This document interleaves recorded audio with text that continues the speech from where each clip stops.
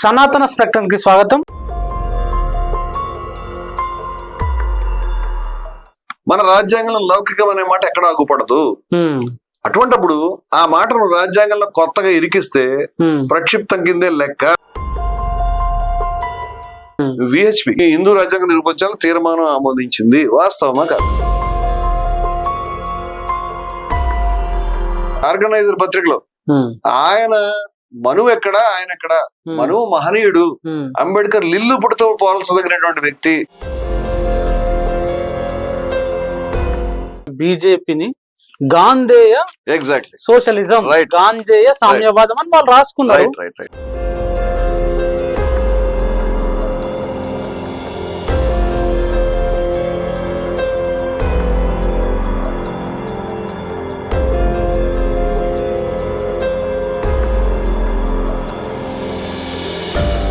నేను ఆర్ఎస్ఎస్ కి, హొసబలే గారికి, వాళ్ళందరికీ అప్పీల్ చేసేది ఏమిటంటే మన ఛానల్ ద్వారా లేదా వారి అనుకూల భేదాలకి కమ్అట్, మీ ఐడియాలజీ మీరు బయటకి సగం సగం మాటలు చెప్పండి.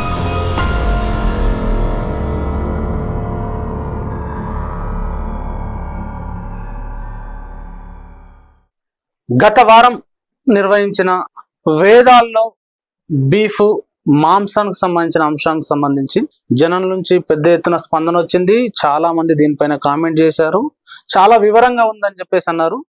ఈ రోజు కూడా మరో సబ్జెక్ట్ తోటి మీడియాలో పెద్ద ఎత్తున డిస్కస్ అవుతున్న సబ్జెక్టు భారత రాజ్యాంగం నుంచి సెక్యులర్ సోషలిస్ట్ అనే పదాలని తొలగించాలని చెప్పేసి ఆర్ఎస్ఎస్ ప్రధాన కార్యదర్శిగా ఉన్న వ్యక్తి మాట్లాడడం కూడా పెద్ద ఎత్తున సంచలనంగా మారింది. అది ఎందుకు ఇలాంటి చర్చలు వస్తున్నాయి? సంవత్సరం కూడా గారే సుప్రీంకోర్టు తీర్పులో ఈ లౌకికత్వం అనే అంశం మీద మళ్ళీ చర్చించడానికి వీలు లేదు, రాజ్యాంగంలో ఉండాల్సిందే అని చెప్పిన తర్వాత కూడా ఎందుకు వస్తుంది ఇలాంటి చర్చలు? అసలు ఆర్ఎస్ఎస్ మూలాల్లో ఏముంది? సెక్యులరిజం అనే పదాన్ని కానీ, సోషలిజం అనే పదాన్ని కానీ వాళ్ళు వద్దనుకుంటున్నారు, వ్యతిరేకిస్తున్నారు, తొలగించాలనుకుంటున్నారు అనే అంశాన్ని మాట్లాడడానికి ఈ రోజు మన స్టూడియోలో ఉన్నారు జై Bharat Hindus for plurality and equality జాతీయ కార్యదర్శి విజయ విహారం రమణమూర్తి గారు. నమస్తే అండి. నమస్తే సుందర్. రమణమూర్తి గారు మళ్ళీ చాలా పుస్తకాలు రిఫరెన్స్లతో వచ్చారు. Thank you very much.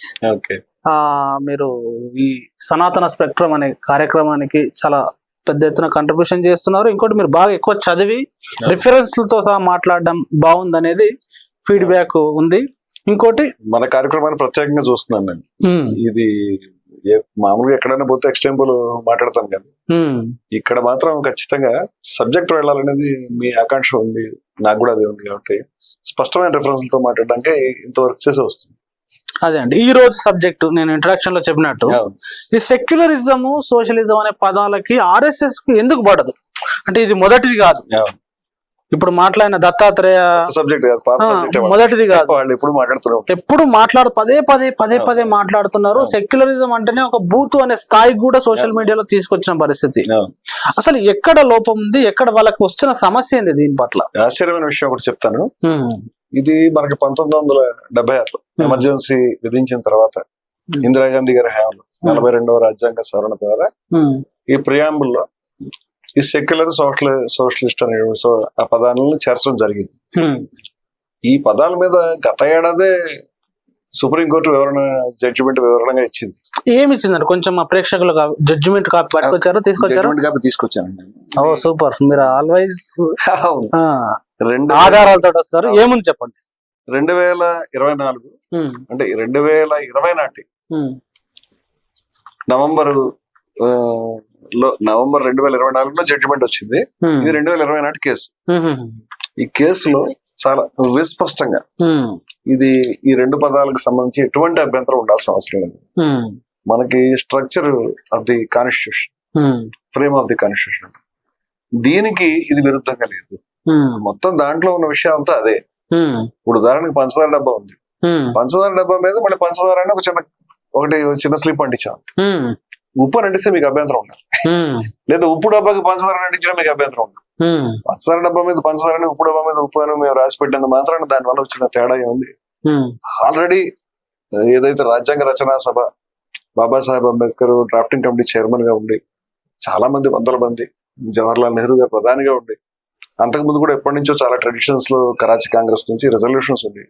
ఈ తీసుకొచ్చినటువంటి రాజ్యాంగం ఏదైతే ఉందో దీని యొక్క స్వభావం మొట్టమొదటి రోజు నుంచి లౌకికం, మొట్టమొదటి రోజు నుంచి మతాతీతం అది, మొట్టమొదటి రోజు నుంచి మా ధర్మ నిరపేక్షమైనది, అలాగే మొట్టమొదటి రోజు నుంచి సంక్షేమమే, మొట్టమొదటి రోజు నుంచి సామాజిక న్యాయమే కోరుకుంది. జవహర్లాల్ నెహ్రూ గారు రాజ్యాంగ రచనా సభ ఏర్పడినప్పుడు చేసినటువంటి మొట్టమొదటి మన ప్రియాంబుల్ ఏదైతే ఉన్నదో దీని యొక్క మూల తీర్మానాన్ని మనం ఎయిమ్స్ అండ్ ఆబ్జెక్షన్ అంటాం. ఈ తీర్మానం ప్రవేశపెట్టిన వ్యక్తి జవహర్లాల్ నెహ్రూ. దాంట్లో కూడా నేను తీర్మానం చదివినిపిస్తానండి. దాక్షాయణి వేలాయుధన పుస్తకంలో కూడా నేను దాన్ని రాశాను. ఈ పుస్తకంలో రాజ్యాంగ రచనా సభ ప్రొసీడింగ్స్ ఈవిడ రాజ్యాంగ రచనా సభలో ఏకైక దళిత మహిళ. ఈవిడ చరిత్ర రాసినప్పుడు పాసింగ్ రిఫరెన్స్ కింద ఆ తీర్మానంలో కూడా మనం రాసుకున్నాం. ఈ తీర్మానంలో కూడా మనకి చాలా స్పష్టంగా ఈ మాట, అంటే ఇది లాస్ట్ లో వచ్చినటువంటి హడావుడిగా వచ్చినటువంటి మాటలు కాదు అని చెప్పడానికి ఈ మాటలు చెప్తున్నాండి. అంటే రాజ్యాంగ రచన కంటే ముందు మొదటి స్పీచ్ లోనే వచ్చిన మాటలు. రాజ్యాంగ రచన ప్రారంభమైన తర్వాత మొట్టమొదటి తీర్మానంలోనే ఈ ప్రియాంబుల్ పండిట్ జవహర్లాల్ నెహ్రూ ప్రవేశపెట్టినటువంటి తీర్మానంలో వారు చెప్పినటువంటి మాటల్లో ముఖ్యంగా ఈ యొక్క సాంఘిక ఆర్థిక రాజకీయ న్యాయం అన్నమాట. Social justice, economic justice, political justice, ఈ మాటలనే సోషలిజం అనేది ఒక భాష్యంగా సుప్రీంకోర్టు చెప్పింది. ఇదే మాటలు మనకు అంతిమంగా మనకి ఏదైతే కాన్స్టిట్యూషన్ మనకు ఫ్రేమ్ అయి వచ్చిందో ఈ మాటలు మళ్ళీ దాంట్లో చాలా స్పష్టంగా equality of status and of opportunity, ఇది మన ప్రియాంబుల్ మాటలు చెప్తున్నాను. Justice, social, economic and political. అంటే అదే థ్రెడ్ మనకి మొట్టమొదటి రాజ్యాంగ రచనా సభ ఏర్పడిన డ్రాఫ్టింగ్ కమిటీ చైర్మన్ అంబేద్కర్ రాకముందు కూడా నెహ్రూ తీర్మానం మాట. అంతకుముందు కూడా మనకి కంటిన్యూస్ గా ఇదే రకాలైనటువంటి ఐడియాలజీస్ తో మనం నడుస్తున్నాం. కరాచీ కాంగ్రెస్ చేసిన తీర్మానాలు కూడా ఇటువంటి ధోరణిలో ఉన్నాయి. అంచేత ఇది మన జాతీయోద్యమం యొక్క స్వభావం, మన రాజ్యాంగం యొక్క స్వభావం, బేసిక్ స్వభావం. దీన్ని సుప్రీంకోర్టు గుర్తుపట్టి చాలా స్పష్టంగా మనకి ఏం చెప్తుందంటే, అయ్యా దీని పదాల మీద మీకున్న అభ్యంతరం ఏమిటి, అసలు సెక్యులరిజం అంటే ఏమిటి? ఎగ్జాక్ట్లీ నేను అదే అడుగుదాం అనుకున్నాను మీకు. ఎందుకంటే వాళ్ళు సెక్యులరిజాన్ని పెక్యులరిజం అనే ఒక కాయిన్ వర్డ్ తోటి దాన్ని బాగా, ఇది ఒక బూత్ పదం, హిందువులకు వ్యతిరేకం అసలు మీరు గమనిస్తే అసలు ఈ ప్రయాణంలో సెక్యులరిజం అనే దాన్ని వాళ్ళు ఎప్పటి నుంచి వ్యతిరేకించారని కూడా మనం ఆలోచించాలి. సెక్యులరిజం అనేది నేను ఇక్కడ ఆర్ఎస్ఎస్ వాళ్ళు కాన్స్టిట్యూషన్ తెచ్చాను. ఆర్ఎస్ఎస్ రాజ్యాంగం కూడా తీసుకొచ్చారా? ఆర్ఎస్ఎస్ కూడా నిబంధనలు ఒకసారి చూపించండి మా ప్రేక్షకులకి. ప్రింట్అవుట్ తెచ్చాను. ఓకే అండి, ఓకే. ఆర్ఎస్ఎస్ యొక్క నిబంధనావళి అనేది మనం గుర్తుపెట్టుకుంటే ఫస్ట్ ఈ నిబంధనావళి లేదు. ఆర్ఎస్ఎస్ ని బ్యాన్ చేసిన తర్వాత సర్దార్ పటేల్ గారి కండిషన్, మీ మీద బ్యాన్ కనుక లిఫ్ట్ చేయాలంటే మీరు ఖచ్చితంగా ఒక రాజ్యాంగం రిటర్న్ కాన్స్టిట్యూషన్ రాసుకోవాలి, భారతదేశ రాజ్యాంగాన్ని, భారతదేశ విజ్ఞానాన్ని మీరు గౌరవించాలి. ఈ రెండు మాటలు పెట్టబట్టి వాళ్ళ యొక్క ఒరిజినల్ గా ఉన్నటువంటి మాటలన్నీ కూడా వాళ్ళు దాంట్లో చెప్పుకోలేకపోయారు. కానీ ఒక పాలసీ కింద వాళ్ళు చెప్పినప్పుడు దీంట్లో వాళ్ళు రాసినటువంటి మాట ఏంటంటే, Sangh has abiding faith in the fundamental principle of tolerance towards all faiths. అన్నిటి పట్ల సహనంగా ఉంటాం అనే మాట చెప్పారు. దగ్గరగా వచ్చారు కానీ పూర్తిగా అనకపోయినా ఆ మాత్రం దగ్గరగానే వచ్చారు. ఇది ఒత్తిడి వల్ల వాళ్ళు చెప్పినటువంటి మాట తప్పితే ఒరిజినల్ గా చెప్పినటువంటి మాట కాదు. ఒరిజినల్ గా చెప్పింది ఏమిటో తర్వాత కూడా కొనసాగిస్తుంది ఏమిటో చూద్దాం మనం. ఇప్పుడు సుప్రీంకోర్టు ఏం చెప్తాం మనం చూద్దామంటే, సుప్రీంకోర్టు సోషలిస్ట్ అండ్ సెక్యులర్ అనేటువంటి పదాలు ఏవైతే ఉన్నాయో వాళ్ళు చెప్తున్నటువంటి విషయం ఏంటంటే, the term secular was considered imprecise as some scholars and judges interpreted it as being opposite to religion. మతానికి వ్యతిరేకం అని అనుకుంటున్నారు, కానీ అది అర్థం అది కాదు. State neither supports any religion nor penalizes the profession and practices of any faith. ఇది రాజ్యం అనేటువంటిది ప్రభుత్వం అనేది ఏ ఒక్క మతాన్ని సమర్థించదు, ఏ ఒక్క మతాన్ని అనుసరిస్తున్నది దానికి శిక్షించదు. ఇది మత రాజ్యం కాదు, అన్ని మతాలను కూడా సమానంగా చూసేటువంటిది. ఆ మతాల వాళ్ళ ప్రాక్టీస్ సంబంధం లేకుండా ప్రభుత్వం నడుస్తుంది అనేటువంటి నిర్వచనాన్ని వాళ్ళు చాలా స్పష్టంగా చెప్పారు. అదే విధంగా మరొక మాట కూడా మనం చూడాలి. ఈ మాటలు మనం ముందర చెప్పుకోవడం మనకు అర్థం కాదు. సుప్రీంకోర్టు సోషలిజం అంటే కమ్యూనిస్టులు సోషలిజం అనే మాట వాడతారు, సోషలిస్ట్ దేశాలు సోషలిజం అనే మాట మనం వింటూ ఉంటాం. సోషలిజం మాట్లాడుతుంది ఎవరు? సోషలిజం అంటే ఏంటిది అసలు? అంటే మనం ఈ అర్థంలో ఏమంటున్నాం అని ఒకటే చూస్తాం. సోషలిజం అంటే మొత్తం ఉత్పత్తి సాధనాలను జాతీయం చేసేస్తామా, లేకపోతే మరేదైనా పని చేస్తామా? సోషలిస్ట్ అని చెప్తే ప్రియాంబుల్లో ఆ మాట రాస్తే ఏమర్థం ఉన్నది? ఖచ్చితంగా ఒక కమ్యూనిస్ట్ అర్థం అయితే లేదు. ఆ విషయాన్ని సుప్రీంకోర్టు స్పష్టం చేస్తుంది. సుప్రీంకోర్టు ఏం చెప్తుందంటే, neither the constitution or the preamble mandates specific economic policy or structure. ఒక ప్రత్యేకమైన ఆర్థిక విధానం ఉండాలని కానీ, లేకపోతే దాన్ని అనుసరించాలని కానీ ఈ సోషలిస్ట్ అనే మాట అర్థమే రావట్లేదు, ప్రియాంబుల్ అలా చెప్పడం లేదు అని చెప్తాను. మీరే ఆందోళన పడిపోయి కమ్యూనిజం వచ్చేస్తుంది, ఆస్తులన్నీ లాగేసుకుంటారని ఏదో ప్రచారం చేస్తారు. అట్లాంటిది కూడా ఏమనుకోవాల్సిన అవసరం లేదు. వెదర్ లెఫ్ట్ ఆర్ రైట్ అని చెప్పింది. చెప్పి rather socialist denotes the state's commitment to be a welfare state and its commitment to ensuring equality of opportunity. చాలా గొప్ప అండి మాట. అంటే సోషలిజం అంటే అర్థం ఏమిటయా అంటే ఇది కేవలం సంక్షేమ రాజ్యంగా ఉండడానికి ఇది నిర్ణయించుకున్నది. నిరుపేదలు ఎవరైతే ఉన్నారో వాళ్ళకి కూడా కొంత ఫలితం అందుతూ ఉండాలి, పూర్తిగా ఆర్థిక అసమానతలు పెరగకూడదు, వాళ్ళకు కూడా ఫలాలను అందించే విధంగా సంక్షేమ రాజ్యాన్ని నిర్మించాలి. 2 ఈక్వాలిటీ ఆఫ్ ఆపర్చునిటీ, సమానత్వం. ఇప్పుడు మనం మాట్లాడుకుంటే కనుక అసలు ఇది హొసబలే గారు ఏం మాట్లాడుతున్నారు, చాలా మంది ఏదో ఒక స్టేట్మెంట్ ఇస్తారండి. ఆర్ఎస్ఎస్ ఫస్ట్ నుంచి ఈ విధానం ఉంది. వాజ్పేయి ప్రభుత్వంలో మనం చూసాం, లేకపోతే అంతకుముందు చూసాం, రాజ్యాంగంలో లేకపోతే ఎవరో ఒక ఎంపీనో ఒక ఎమ్మెల్యేనో స్టేట్మెంట్ ఇస్తారు, లేకపోతే ప్రభుత్వమే చెప్తుంది మీరు సమీక్షించాలంట. తర్వాత మా ఉద్దేశం అది కాదండి, మేము అనలేదు ఎక్కడ, అదేదో ఆయన వ్యక్తిగత అభిప్రాయం తప్పితే మా పార్టీకి సంబంధం లేదు. ఖండించని కూడా ఖండించారు కదా, మరి ఎట్లా చూడాలి దాన్ని? అంటే వెనక్కి వస్తుంటారు చాలా సార్లు. ఆర్ఎస్ఎస్ చాలా సార్లు ముందుకు వస్తుంది, రిజర్వేషన్ల మీద చర్చ అంటారు, మళ్ళీ వెనక్కి వెళ్ళిపోయి లేదు ఈ రిజర్వేషన్ మేమైతే అపోజిట్ లేదు అంటారు. దీంట్లో ఈ స్ట్రక్చర్ ని ఊపి చూస్తారు, ప్రజల నుంచి రియాక్షన్ ఎట్లా వస్తుంది అంతే, ఏదో రోజు పడేస్తారు. ఎందుకు అసలు why are you doing this, ఎందుకు చేస్తున్నావు అంటే నా అభిప్రాయం చెప్తాను. ఇది విద్యార్థికులు, సమాజంలో ఉన్నటువంటి వాళ్ళు, ముఖ్యంగా బీసీ సామాజిక వర్గానికి, ఎస్సీ సామాజిక వర్గానికి, ఎస్టీ సామాజిక వర్గానికి అంటే వీళ్ళకి ఫలితాలు అందుతున్నాయి కొన్ని కాబట్టి, పీడితులు అలాగే ప్రజలు, మేధావులు దీన్ని స్పష్టంగా అర్థం. ఇది కేవలం ఒక చిన్న స్టేట్మెంట్ కాదు, ఇది 2 పందాల మధ్య పోరాటం. పందాలు ఏంటా పందాలు? ఈ రెండు విభిన్నమైనటువంటి భావధారాల మధ్య సంఘర్షణ జరుగుతూ ఉంది. ఒకటి regressive ideology, 2 progressive ideology. Regressive ideology అంటే ప్రతిఘాతం, వెనక్కి తీసుకెళ్లిపోవాలి, అసలు ఏ రకమైనటువంటి సంక్షేమం దక్కకూడదు, అసమానత ఉండాలి, మతతత్వ రాజ్యం ఉండాలి. ఇది ఆర్ఎస్ఎస్ యొక్క హృదయం. ఇది ఎందుకు హృదయం నేను ఏ మాట కూడా ఆధారం లేకుండా మాట్లాడే మనిషిని కాదు, ప్రతి మాటను నిరూపించమాట. రెండవది ఏంటంటే గాంధీ గారు చెప్పింది, లేకపోతే అంతకుముందు ఇప్పుడు మనం వెనక్కి చూసుకుంటే వీళ్ళు మతం అని చెప్పుకుంటారు కదా, వేదంలోనే సమానత్వ సూక్తం ఉందండి. వీళ్ళు సమానత్వం అని మాట్లాడడానికి ఎందుకు గడిచాడు? ఏవేవో చెప్తాడు, సమరసత అనే రకరకాల మాటలు చెప్తారు. ఇప్పుడు ఈ సమానత్వం అనే దాన్ని గాంధీ గారు కోరుకున్నారు, నెహ్రూ గారు కోరుకున్నారు, అంబేద్కర్ కోరుకున్నారు, లేకపోతే జాతీయ నాయకులు అంతా కూడా సమానత్వం ఉండాలి, సమానత్వం దక్కాలి, ఏ రకమైనటువంటి వివక్షలు ఉండకూడదు అనే విషయం స్పష్టంగా ఉన్నారు. మన రాజ్యాంగ స్పెసిఫిక్ స్వభావం అది. ఈ స్పెసిఫిక్ స్వభావం ఆర్ఎస్ఎస్ యొక్క సహజాతమైన స్వభావానికి విరుద్ధంగా, ఆర్ఎస్ఎస్ మొదటి దానికి విరుద్ధంగా. అందుచేత ఆర్ఎస్ఎస్ ఇప్పటిదాకా తన చరిత్రలో కుల నిర్మూలన అనే మాట మాట్లాడలేదు. ఎక్కడ మాట్లాడలేదు. ఇప్పుడు ఆర్ఎస్ఎస్ కాన్స్టిట్యూషన్ చూద్దాం. దీన్ని చాలా ముఖ్యంగా మనం తెలుసుకోవాల్సిన విషయం ఏంటంటే, ఆర్ఎస్ఎస్ మొట్టమొదట దీని గురించి ప్రియాంబుల్ అని వాళ్ళు కూడా ప్రియాంబుల్ మనకేం ప్రాబ్లం ఉంది దాంతో. దీంట్లో క్యాస్ట్ గురించి ఇలా చెప్తారండి, to eradicate the fissiparous tendencies arising from diversities of sect, faith, caste and creed, and from political, economic, linguistic and provincial differences among Hindus.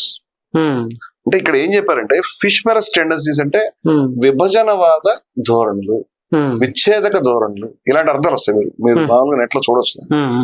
అంటే మీరు క్యాస్ట్ వల్ల వచ్చేటువంటి arising from diversities of sect, faith and కనీసం diversities అన్నారు కానీ discrimination అనే మాట కూడా వాళ్ళది. దాని సహజంగా ఉండేటువంటి వైవిధ్యం, కులాల మధ్య ఉండేటువంటి వైవిధ్యం వల్ల వచ్చేటువంటి విభజనవాద ధోరణులు వీళ్ళు అరికెడతారు.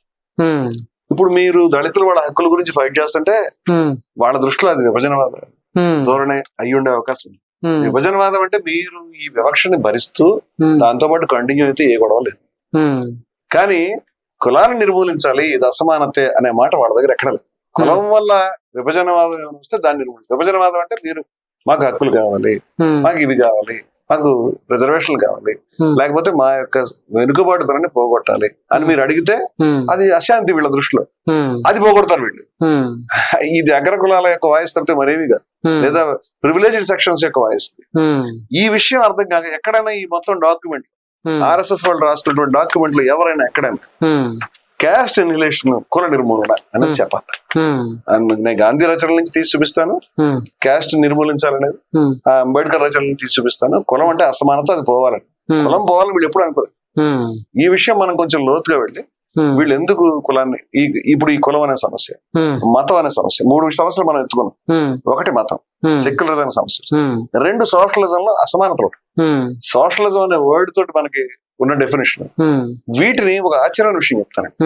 76లో కదా మనకి సవరణ ద్వారా ప్రియాంబుల్ వాళ్ళ ఆర్గ్యుమెంట్ కూడా బీజేపీ వాళ్ళ ఆర్ఎస్ఎస్ వాళ్ళది. ఓకే, ఇది సోషలిజము సెక్యులరిజం అనేది అంబేద్కర్ రాసిన రాజ్యాంగంలో లేదు. రైట్.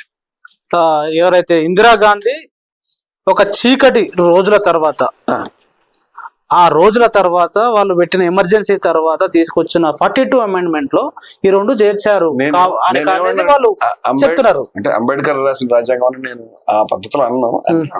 రాజ్యాంగ రచనా సభ ఉంది దానికి, డ్రాఫ్టింగ్ కమిటీలో ఆయన చాలా ముఖ్యమైన పాత్ర ఆయనది, రాజ్యాంగ నిర్మాతల్లో. అంచేత ఆయన కూర్చొని రాసేయడం అనేది కరెక్ట్ వర్డ్ కాదు, సెంటిమెంట్ రేపడంగా మాటలు మాట్లాడుతున్నాను. నేనేమంటున్నానంటే, ఓకే, రాజ్యాంగం అంబేద్కర్ రాశాడు, రాజ్యాంగ రచన రాస్తే మనకి ఏదైతే రాజ్యాంగం ఉందో ఎన్నిసార్లు అమెండ్మెంట్ జరిగింది కదా, ఎన్నిసార్లు అమెండ్మెంట్ జరిగినప్పుడు మార్పులు చేసుకుంటూ ఉన్నాం కదా. మార్పులు చేసుకోవడానికి ఆ రాజ్యాంగంలోనే పర్మిషన్ ఉంది కదా, దానికి సంబంధించిన క్లాజెస్ కూడా ఉన్నాయి కదా మన కాన్స్టిట్యూషన్ చూస్తే కనుక. మరొక విషయం అంటే, ప్రతి ఒక్క ఇన్స్ట్రుమెంట్ కూడా మీరు రాజ్యాంగం నుంచి ఒక ఆర్టికల్ ని తీసేసేయడం ఒక సాధ్యం కాదు. కొన్ని ఆర్టికల్స్ మాత్రం మీరు అమెండ్ చేయగలుగుతారు, కొన్ని చేయలేరు. కొన్ని ఎందుకు చేయగలుగుతారు, కొన్ని ఎందుకు చేయలేరు అంటే, బేసిక్ స్ట్రక్చర్ ఏదైతే ఉన్నదో రాజ్యాంగం యొక్క ప్రాథమికమైనటువంటి నిర్మాణం, ప్రాథమిక సారభూత అంశాలు ఏవైతే ఉన్నాయి, దాని స్వభావం ఏదైతే దాన్ని మీరు మార్చకూడదు. ఆ విషయం రాజ్యాంగంలో నిషేధం. మరి కొత్తగా ఏదైనా అంశం మీరు చేర్చినప్పుడు, కొత్తగా ఏదైనా అంశాన్ని మీరు తీసేసినప్పుడు వెంటనే దీన్ని మీరు సుప్రీంకోర్టుకి రిఫర్ చేస్తారు. సుప్రీంకోర్టు వాళ్ళు ఏం చెప్తారంటే, ఇది కాన్స్టిట్యూషన్ యొక్క స్వభావానికి అనుకూలంగా ఉందా లేదా అని చెప్తారు. అనుకూలంగా లేకపోతే వెంటనే వెళ్ళిపోతుంది. నేనేమంటానంటే, ఈ 2 పదాలు ఎవరు పెట్టారు, ఎందుకు పెట్టారు, ఎక్కడ పెట్టారు పక్కన పెట్టారు. ఇవి రాజ్యాంగం యొక్క సారభూత స్వభావానికి అనుకూలంగా ఉన్నాయా లేదు, ఉన్నాయి అని సుప్రీంకోర్టు వాళ్ళు శుభ్రంగా జడ్జిమెంట్ 2024లో గత ఏడాది, అంతకుముందు బొమ్మాయి జడ్జిమెంట్, అంతకుముందు కేశవానంద్ భారతి వాటి అన్నింటిలో కూడా ఈ మాటలు వచ్చినాయి. కానీ ఇంత స్పష్టంగా ఇదే విషయాల మీద సోషలిజం సెక్యులరిజం అనేటువంటి మాటలు తీసేయండి, ఈ మాటలు ఈ టైంలో చేర్చారంటే దాంతో ఏ సంబంధం లేదు. ఇది బేసిక్ నిర్మాణంలో రాజ్యాంగంలో ఉన్నదే, అది ఉన్నదాన్ని వాళ్ళు ప్రియాంబుల్లో చెప్పారు, కొత్త విషయం లేదు. ఏ రాజ్యాంగం అయితే బాబాసాహెబ్ అంబేద్కర్ ప్రధానమైన పాత్ర పోషించాడని చెప్తున్నాము, ఆ రాజ్యాంగంలో ఉన్నది సెక్యులరిజం కాదని మీరు చెప్తున్నారా? ఆ రాజ్యాంగంలో ఉన్నటువంటిది సోషలిజం కాదు, ఆ రాజ్యాంగంలో ఉన్నటువంటి ఈక్వాలిటీ లేదని మీరు చెప్తున్నారు. ఇది నేను తెలుసుకోవాలనుకుంటున్నాను. ఇది ఈ విషయం చర్చకి రావాలి. సుప్రీంకోర్టు చెప్తోంది, అయ్యా దాంట్లో సారభూత స్వభావంలో దాని యొక్క బేసిక్ స్ట్రక్చర్ లో అది ఉన్నది అని చెప్తుంది. కానీ మీ సమస్య ఏంటంటే, మీ సమస్య రాజ్యాంగంతో, మీ సమస్య రాజ్యాంగం, ఎందుకంటే రాజ్యాంగం బేసిక్ స్ట్రక్చర్ తో మీకు సమస్య ఉంది. మీకు ఆశ్చర్యమైన విషయం చెప్తాను, 73లో ఈ గోల్వాల్కర్ గారు చనిపోయారు. 33 సంవత్సరాలు సంఘకి నాయకత్వం వహించిన, సరసంఘ చాలక నాయకత్వం వహించిన వ్యక్తి, సంఘ యొక్క ఐడియాలజీని నిర్మించినటువంటి వ్యక్తి. ఇవాళ ఆయన ఐడియాలజీలో కొంత మాకు వ్యతిరేకంగా, ఏ వ్యతిరేకం మాకు తెలియదు, చెప్పాలి మీరు స్పష్టంగా.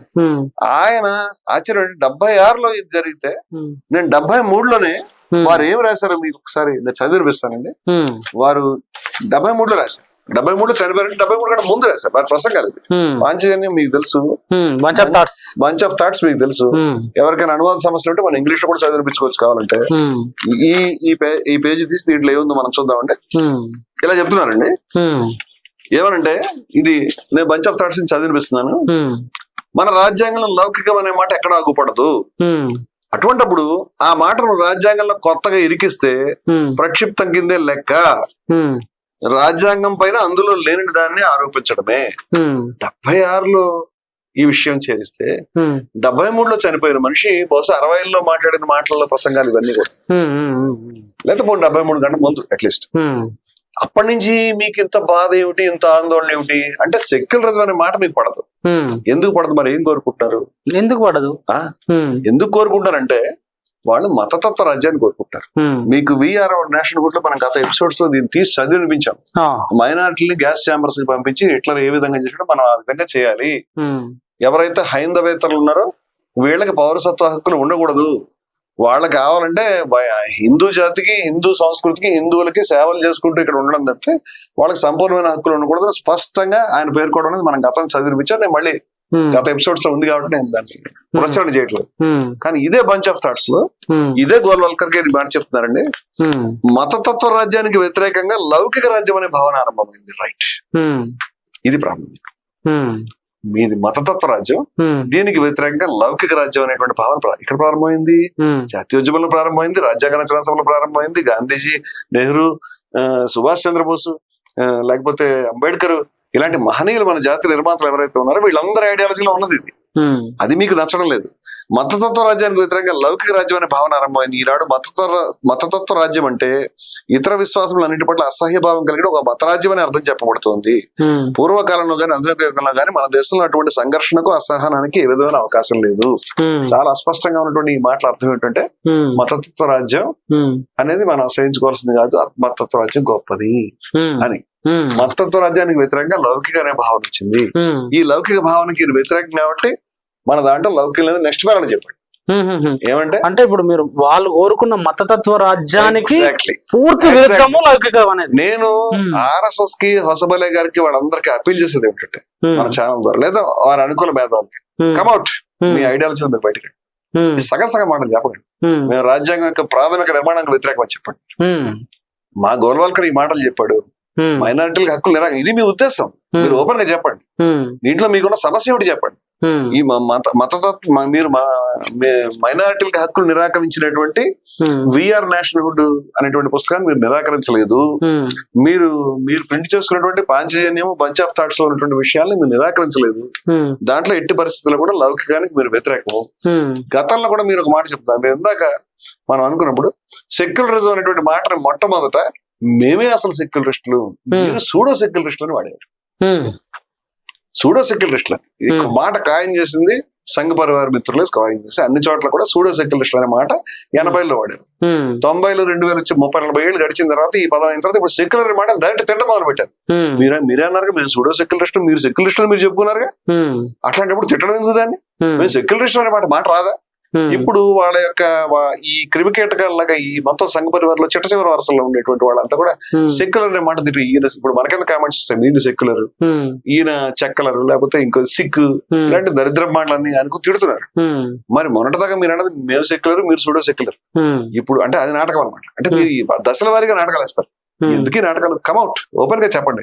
మేము మతతత్వ రాజ్యాన్ని కోరుకుంటాం, దీనికి చెప్పండి. ఇప్పుడు ఈ మతతత్వ రాజ్యానికి సంబంధించి 1992 డిసెంబర్ లో విహెచ్పి, ఇది సంఘ పరివారంలో ముఖ్యమైనటువంటి ధర్మ సంసదలో హిందూ రాజ్యాంగం రూపొందించాలి, మనుస్మృతిలో ఉన్నటువంటి అంశాలతో మీ హిందూ రాజ్యాంగం నిరూపించాలని తీర్మానం ఆమోదించింది. వాస్తవమా కాదా? ఇది సంఘ పరివారం 92లో ఇట్ ఈస్ యువర్ మైండ్. మీరు హిందూ కాన్స్టిట్యూషన్ తేవాలని మీ మైండ్. మీరు ఆ విషయం మాకు చెప్తే దాన్ని అంత సమాజంలో యాక్సెప్ట్ చేయరు కదా. మీరు దశల వారీగా మీ విషయాన్ని మింగించే ప్రయత్నం, స్లో పాయిజనింగ్ చేస్తాను. అది నాకు అభ్యంతరం. నేను కమ్అట్ ఓపెన్ గా రండి, దాని మీద డిబేట్ జరగనివ్వండి. హిందూ రాజ్యాంగం కావాలనుకుంటారా పబ్లిక్ అనేది? లౌకిక రాజ్యాంగం అనేది హిందువులకు వ్యతిరేకం కాదు, సమానత్వానికి హిందూ మతం వ్యతిరేకం. వీళ్ళు ఎందుకు పోటీ పెడుతున్నారు మరి? హిందువులకు వ్యతిరేకము లౌకికం అంటేనే, అంటే వీళ్ళు ఇప్పుడు సోషల్ మీడియాలో గానీ, మీడియాలో గానీ, వాళ్ళ రచనల్లో గానీ ప్రధానంగా ఉన్న అంశం ఏంటంటే లౌకికం అంటే హిందూ మతానికి వ్యతిరేకము, హిందువులకు వ్యతిరేకము, అప్పీజ్మెంట్, ముస్లింలు అప్పీజ్మెంట్ చేస్తున్నారు. కొద్ది మంది వాళ్ళ కోసం హిందువుల మొత్తం అవకాశాలని, హిందువులకు దక్కాల్సిన అంశాలని దక్కకుండా చేస్తుంది లౌకికత్వం అనేది వాళ్ళు ఒక ఆర్గ్యుమెంట్ చెప్తారు. అది కరెక్టా తప్ప? పదే గోబల్స్ మాదిరిగా చెప్పి దాన్ని ప్రచారంలో నమ్మించారు. కానీ మా చిన్నప్పటి నుంచి సంస్కృతంలో న్యూస్ వచ్చేది. మా చిన్నప్పటి నుంచి గవర్నమెంట్ ఏమి స్టార్ట్ చేసినా సరే ఏదో పూజతోటి స్టార్ట్ అయ్యేది. అది లౌకికత్వానికి నాకు తెలిసి విరుద్ధము. అయితే కేసీఆర్ గారు ముఖ్యమంత్రిగా ఉండగా ఆయన డైరెక్ట్ గా కోట్ల రూపాయలు పెట్టి టెంపులే కట్టాడు. నేను చెప్తున్నా కదా, ఆయన సొంత డబ్బులు కాదు, గవర్నమెంట్ డబ్బులే. ఎవరో ఏం తప్పట్లేదు. నేనంటే హిందూ మతానికి ఏ రకమైన అన్యాయం, అక్రమం ఏం జరిగే విధానం ఇప్పటిదాకా ప్రభుత్వాలు ఈ ఆర్ఎస్ఎస్ బీజేపీ ప్రభుత్వం విషయం చెప్పడం ఎవడో అనుసరించింది ఏంటి? నేను ఇంకా హిందూ మతమైనా, ముస్లిం మతమైనా, క్రిస్టియానిటీ ఒకవేళ మీరు అపీజ్మెంట్ అనే అంశం ఉంటే తీసి పక్కన పెట్టండి. హజ్ అనేటువంటి దాని సబ్సిడీ తీసేయమని చాలా కాలం క్రితం మేము చెప్పాం. చాలా మంది లౌకికవాదులు చెప్పారు హజ్ అనేటువంటి సబ్సిడీని పట్టుకొచ్చి అదంతా కలిపి చాలా చిన్న అమౌంట్, దాన్ని చూపించేసి హిందువులందరికీ జరిగిపోతుందని ప్రచారం ఎందుకు చేస్తారు? అనవసరం, నాన్ సెన్స్ ఇదంతా కూడా. ఇంకా మీరు నడుపుతున్నటువంటి రాజ్యంలోనే కష్ట నష్టాలు ఎదురవుతున్నాయి. మీరు చేసినటువంటి కుంభమేళలోనే దరిద్రంగా పొల్యూషన్లు జరిగినాయి. మీకే నిర్వహణ సాధ్యం కావట్లేదు. హిందూ మతానికి బయట ప్రభుత్వాలు చేసిన నష్టం ఉందని నేను అనుకోవట్లేదు, వీళ్ళు చేసిన ఉపకారం ఉందని నేను అనుకోవట్లేదు. ధర్మ నిరపేక్షత అనేది కానీ లౌకికత్వం అనేది భారతదేశం ప్రాచీన సాంప్రదాయాలు నువ్వు చెప్పాల్సిన అవసరం ఏం లేదు. నీకున్న రెండో సమస్య ఏంటంటే ఈక్వాలిటీ. ఏది? సోషలిజం. What is socialism? నేను చదివినిపించాను. సోషలిజం అంటే ఈక్వాలిటీ ఆఫ్ స్టేటస్ అని వాళ్ళు చెప్తున్నారు, ఈక్వాలిటీ ఆఫ్ ఆపర్చునిటీ అని చెప్తున్నారు. ఇదే ప్రియాంబుల్ లో ఉన్నది. అయితే ఇక్కడ ఇంకొక సంక్షేమ రాజ్యం అని చెప్తారు. సంక్షేమ రాజ్యం అంటే పీడితులకి దక్కాలని. పీడితులకి దక్కాలి అంటే పీడితులు ఎవరు ఐడెంటిఫై కావాలి. కుల వివక్ష అనేది ఉన్నదని తెలియాలి. వీళ్ళు రిజర్వేషన్లకు వ్యతిరేకం, కుల వ్యవస్థకు అనుకూలం. దీన్ని స్పష్టంగా పదే పదే చెప్పున్నారు వాళ్ళు. ఎక్కడ చెప్పారండి అది? ఇప్పుడు రాజ్యాంగానికి వీళ్ళు ఏ రోజు అనుకూలం కాదు. ఎందుకంటే రాజ్యాంగం యొక్క బేసిక్ నిర్మాణాన్ని వీళ్ళు మొట్టమొదటి రోజు గుర్తుపట్టారు. రాజ్యాంగం యొక్క బేసిక్ నిర్మాణం ఇది అనేది అర్థమైంది కాబట్టి ఆర్గనైజర్ పత్రికలో భారత నూతన రాజ్యాంగానికి సంబంధించి 1949 నవంబర్ 30 ఆర్గనైజర్ పత్రికలో ఈ విధంగా రాశారండి. భారత నూతన రాజ్యాంగానికి సంబంధించి మహా చెడ్డ విషయం ఏమిటంటే దానిలో భారతీయ ఆలోచనలే లేవు. ప్రాచీన భారత రాజ్యాంగం తాలూకు చట్టాలు, సంస్థలు, పరిభాషలు రవ్వంతైనా ఇందులో కనబడవు. స్పార్టాకు చెందిన లైకుర్గస్ లేదా పర్షియాకు చెందిన సోలోన్ కంటే ముందే మనుస్మృతి లిఖించబడింది. ప్రాచీనం మాకు వారు చెప్పడం. మనుస్మృతిలో ఉన్న చట్టాలు ఈనాటికి ప్రపంచం నుండి ప్రశంసలు అందుకుంటూనే ఉంటున్నాయి. సిగ్గనలేదు వీళ్ళకి. హిందువులు స్వచ్ఛందంగా వాటికి విధేయులుగా ఉంటున్నారు, అనుసరిస్తున్నారు. ఆ మనుస్మృతిని అంబేద్కర్ కాలబెట్టాడు, ఆ మనుస్మృతిని గాంధీ గారు వ్యతిరేకించాడు, ఆ మనుస్మృతిని గౌరవం బుద్ధి ఉన్నటువంటి వాళ్ళు ఎవరైనా సరే తిరస్కరిస్తారు. కానీ మన నూతన రాజ్యాంగ పండితులకు ఇదంతా అక్కర్లేదు అని ఆర్గనైజర్ పత్రిక మనుస్మృతి బేస్డ్ రాజ్యాంగం మనకు లేదనేటువంటి ఏడుపుతోటే మొట్టమొదటి ప్రారంభించారు. ఈ ఏడుపు ఒక రోజు కాదు, 2 మను రూల్స్ అవర్ హార్ట్స్, మన హృదయాలను మనువు పరిపాలిస్తున్నాడు అని ఇవన్నీ కూడా మన గత దాంట్లో మనం మాట్లాడుకున్నాం. అదే విధంగా మను అనేటువంటి ఆయన చాలా విశ్వానికే చాలా గొప్పవాడు, లేదా బ్రాహ్మణుల దగ్గరికి వచ్చి అందరూ వచ్చి కూర్చోండి శ్లోకాలు అవన్నీ కూడా నేను ఈ దీని నుంచి తీసి చదివినిపించే ప్రపంచ మానవులంతా కూడా ఇక్కడ ఉన్నటువంటి అగ్రజన్ములైనటువంటి వాళ్ళ దగ్గరికి రావాలనేటువంటిది విఆర్ నేషనల్ లోను పాంచజన్యంలో ఆయన శుభ్రంగా చెప్పున్నాడు.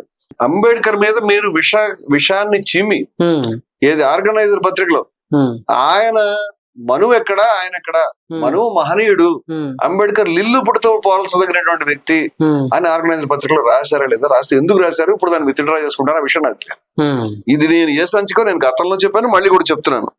1950 జనవరి 11 నాటి సంచికలో అంబేద్కర్ ని లిల్లీ పుట్టు, మరుగుజ్జు, మనువు మహనీయుడు, పెద్దవాడు అని మనువుని అంబేద్కర్ ని ఈ దుస్సాహసం, దుర్మార్గమైనటువంటి చట్టాలని ప్రతిపాదించి ముడి కోసేయాలి, పిర్రలు కోసేయాలి, పెదాలు కోసేయాలని రాసినటువంటి మనుస్మృతి.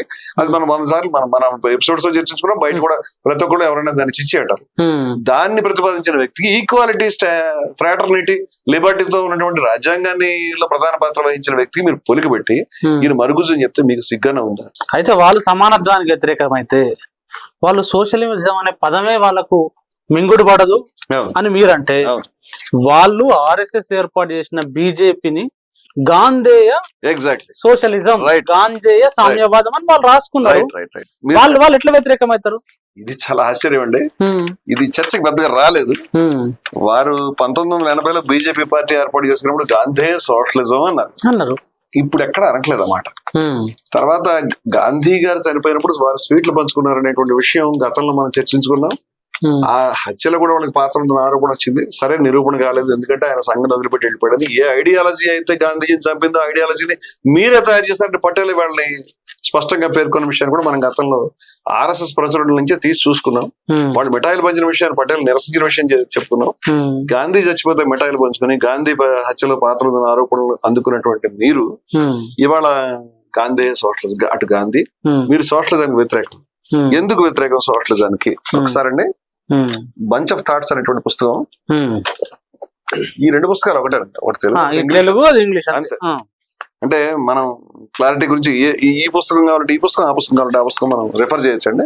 ఈ పుస్తకం నుంచి ఒక చిన్న మాట నేను చదివినిపిస్తాను. సోషలిజం అనే పదం పట్ల గోల్వాల్కర్ గారు చెప్తున్నారు, ఈ బంచ్ ఆఫ్ థాట్స్ గానీ పాంచజన్యం గానీ ఏ రోజు వారు ప్రసంగించారు, ప్రసంగాల రచనల ఏ రోజు అని సంవత్సరాల వరకు డేట్స్ ఇస్తే బాగుండేది. వాళ్ళు ఎప్పుడు ఇవ్వలేదు.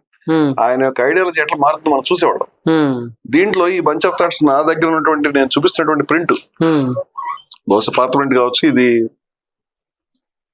రివైజేషన్ 1996 ప్రింట్ అండి ఇది. దాంట్లో 200 పేజీలో నేను చదివినిపిస్తున్నాను. Socialism is not a product of this soil. ఈ మట్టి మన భూమికి సంబంధించి, మన భూమిలో వచ్చింది కాదు. It is not in our blood, మన రక్తంలో లేదు. అండ్ ట్రెడిషన్ అంటే ఆర్ఎస్ఎస్ వాళ్ళ రక్తం లేదు బాబు. ట్రెడిషన్ మన సంప్రదాయాలు లేదు. It has absolutely nothing to do with the traditions and ideals of thousands of years of our national life. మన జాతీయ జీవనంలో 1000 సంవత్సరాలుగా దాంతో ఉన్నటువంటి సంప్రదాయాలతో ఈ సోషలిజానికి ఏ రకమైన సంబంధం లేదు.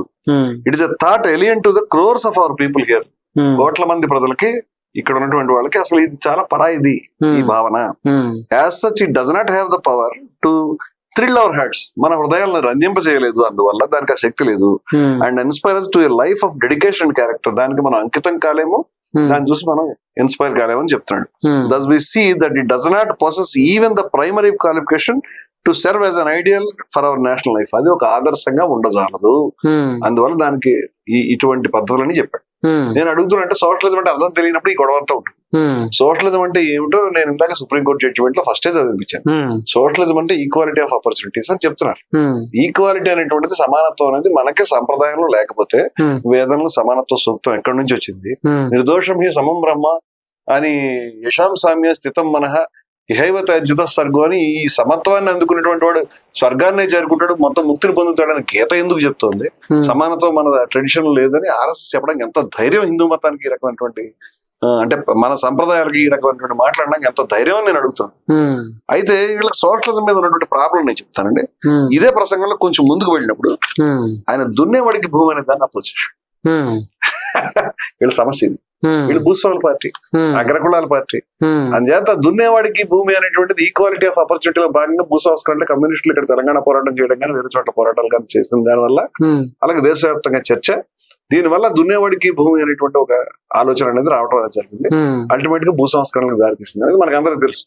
అది ఇటువంటి మార్పుని వాళ్ళు కోరుకోదలుచుకోలేదు. ఏం చెప్పారు దాని మీద? భూదాన్ ఉద్యమం అనేటువంటిది కూడా ఇటువంటిది. భూదాన్ ఉద్యమానికి ఆయన మహానుభావుడు వినోబా భావే గారు పబ్లిక్ దగ్గర వెళ్ళి అడిగి దాన్ని, ఆ భూమిని దానంగా తీసుకుని దాన్ని మళ్ళీ చట్ట ప్రకారం దానికి భూదాన్ బోర్డు ఏర్పాటు చేసి పేదలకు అందే మార్గం. ఇది కూడా వీళ్ళకి వ్యతిరేకం. వీళ్ళు ఏమని చెప్తారంటే, some people feel that the Bhoodan movement launched by Vinobaji will take away the appeal of the communism and the contrary with its communist slogan of land to the tiller. ఇది భూదానోద్యమం అనేది కమ్యూనిజం లేకుండా చేస్తుంది అని అందరూ అనుకుంటున్నారు. అంటే కమ్యూనిజం పోవాలి, ఆ భావన పోవాలి వాళ్ళు అనుకుంటారు. సార్ నేను కమ్యూనిస్ట్ కాదు, ఆ భావన ఉన్నా లేకపోయినా నాకు దాని మీద దాన్ని నమ్మేవాళ్ళు దాన్ని ప్రచారం చేసుకునే హక్కు మనకు ఉంది కూడా చేసుకుంటారు, అంత తగదలేదు. కానీ ఈ భూదానోద్యమం అనేది వస్తే కమ్యూనిజం వెనక్కి వెళ్తుంది, దాని మీద ఆకర్షణ తగ్గుతుందని కొందరు అనుకుంటారు. కానీ ఈయన సమస్య ఏంటంటే లేదు ఏమని చెప్తాడు, అంత కాంట్రరీ దాని విరుద్ధంగా జరుగుతుంది. With its communistic slogan of land to the tiller. Land to the tiller అంటే దున్నేవాడికి భూమి, దీన్ని కమ్యూనిస్టిక్ స్లోగన్ అంటాడు. ఇది కమ్యూనిస్టు నినాదము. ఈ భూమి దున్నేవాడికి భూమి చెందాలని నేను భూదానోద్యమం చేస్తున్నాడు. ఇది కమ్యూనిస్టిక్ స్లోగన్. మొత్తం కమ్యూనిస్టులే మన శత్రువులనే మొత్తం ఆయన వివరంగానే దానికి హెడ్డింగ్ అది పెట్టి రాసుకుంటూ వచ్చాడు. అంచేత and with the threats by some of his short-sighted followers, like if you do not give your own accord, communists are bound to come up and take away your all by force. కొంతమంది భూదానోద్యమ కార్యకర్తలు మీరు కనుక land ఇవ్వకపోతే అది రేపొద్దున అసమానతలకు దారితీసి దాని మీద దాన్ని బద్దలు కొట్టి వాళ్ళు తీసేసుకుంటారు అని చెప్తున్నారు. ఏది ప్రజలు తిరగబడతారు అని. ఇది ఈ మాటలు చెప్పడం వల్ల అల్టిమేట్ గా కమ్యూనిజం మంచిదే, it will only give rise to an impression in the mass mind that after all communism is correct and is inevitable. Communism correct, communism అనివార్యము అనేటువంటి భావన ప్రజల్లో రావడానికి దోహదపడింది.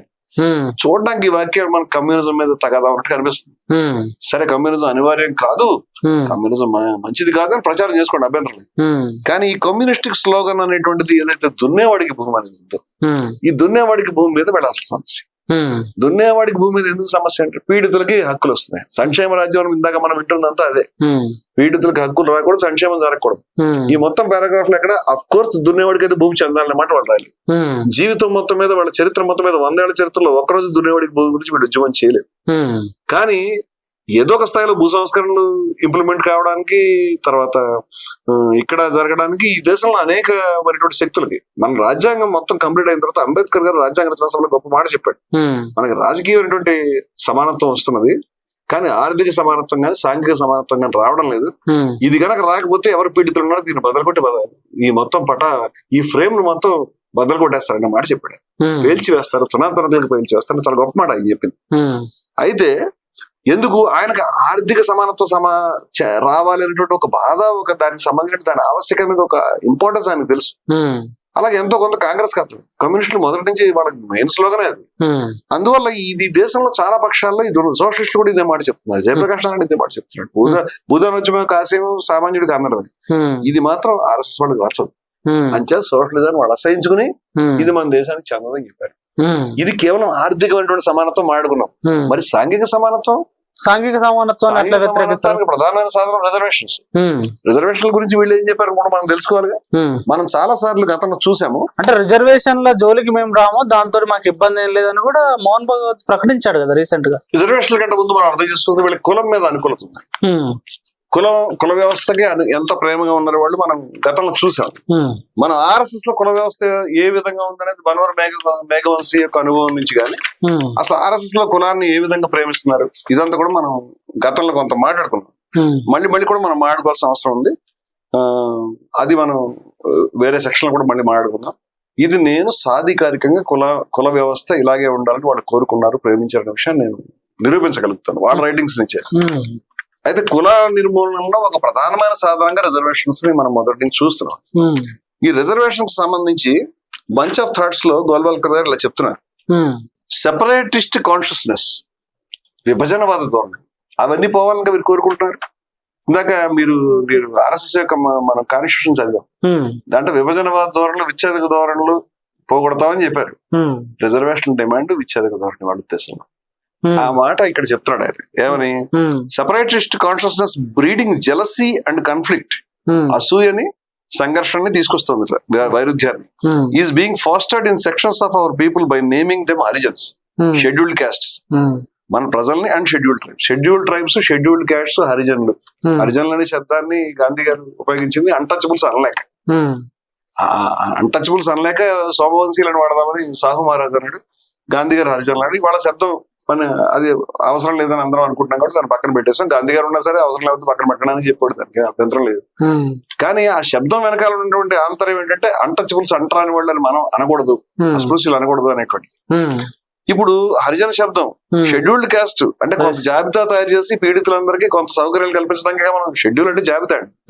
షెడ్యూల్డ్ క్యాస్ట్ అంటే జాబితాలో ఉంచినటువంటి క్యాస్ట్లు, షెడ్యూల్ లో ఉంచిన కులాలు. అలాగే షెడ్యూల్ ట్రైబ్స్ అంటే జాబితాలోనూ తెగలదు. ఈ జాబితాలను బట్టి మీరు వాళ్ళకి ఏదో సంక్షేమం కల్పిస్తారు. ఇదే ఉండకూడదండి ఆయన చెప్తున్నాడు. దీన్ని విభజనవాద ధోరణి అంటాడు. ఏది దానివల్ల అసూయను వైరుధ్యం వస్తుందట. Being fostered in sections of our people by naming them Harijans, scheduled caste, scheduled tribes and so on, and by parading the gift of special concessions to them. వారికి ప్రత్యేక సౌకర్యాలు కల్పించడం. దీని ఏమంటారు మీరు? కల్పించకూడదు అంటారా? వాళ్ళకి ఆ విధంగా చేయడం ద్వారా in bid to make them all their slaves with the lure of the money. వాళ్ళని ఆ సౌకర్యాలు వాటి వల్ల వచ్చే దాన్ని చూపించి వాళ్ళని మీరు బానిసలుగా చేస్తున్నారు. ఇది విభజనవాద ధోరణి అంటారు. అంటే ఎస్సీలకు, ఎస్టీలకు పేరు పెట్టకూడదు, పేరు పెట్టద్దు, వాళ్ళకు స్పెషల్ సౌకర్యం కల్పించకూడదు, అంటే రిజర్వేషన్లు కల్పించద్దు, స్పష్టంగా చెప్పాడు. వాళ్ళ అభివృద్ధి చేయొద్దు. ఎస్సీలు, ఎస్టీలకు సంబంధించి ఇది గోల్వాల్కర్ ఎజెండా. ఇప్పుడు ఇంకా కూడా ఆయన ఏం చెప్పాడు, ఇంకొన్ని మాటలు చూద్దాం. అంటే రెండు పుస్తకాల నుంచి మనం కావాలంటే తెలుగు నుంచి కూడా కోట్ చేయొచ్చు. రిజర్వేషన్ అడిగే వాళ్ళని ఆయన ఈ సమాజంలో 7 రకాలైనటువంటి చెడు మాట్లాడేవాళ్ళు, 7 కమ్యూనలిస్ట్ మత దురహంకారులు అని అడిగారు. ఆ తెలుగులో మత దురహంకారులని చక్కగా మతతత్వవాదులని ట్రాన్స్లేట్ చేశారు. ఇప్పుడు ఆయన 7 రకాల దుర్మార్గులు, మత దురహంకారులను లిస్ట్ అవుట్ చేశాడు. Communalism 7 types. అంటే మతతత్వం 7 రకాలు.